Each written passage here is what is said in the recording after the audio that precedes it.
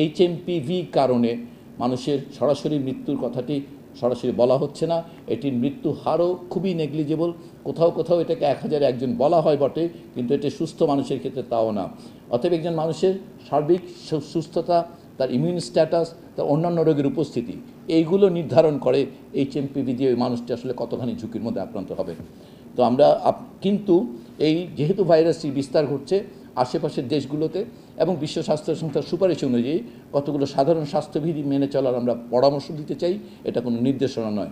আসলে খুবই ভালো হয় যদি এই সময়কালে যখন কেউ অসুস্থ থাকবেন তিনি যদি জনসমক্ষে বেশি জনগণের মানুষের মধ্যে না আসেন, সাধারণ মানুষও যখন নাকি অনেক মানুষের মধ্যে যাবেন তখন যদি উনি মাস্ক পরেন তাহলে, এবং যখন অসুস্থ বোধ করবেন উনি যেন ঘরে থাকেন।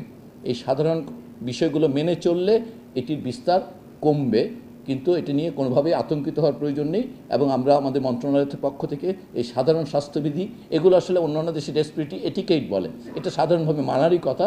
আমরা সেটুকু যা স্মরণ করে দিতে চাই যে মানুষজনকে যে আতঙ্কিত না হয়ে আপনারা শুধুমাত্র অনেক মানুষের মধ্যে গেলে একটু মাস্ক পরবেন, অসুস্থ বোধ করলে ঘরে থাকবেন।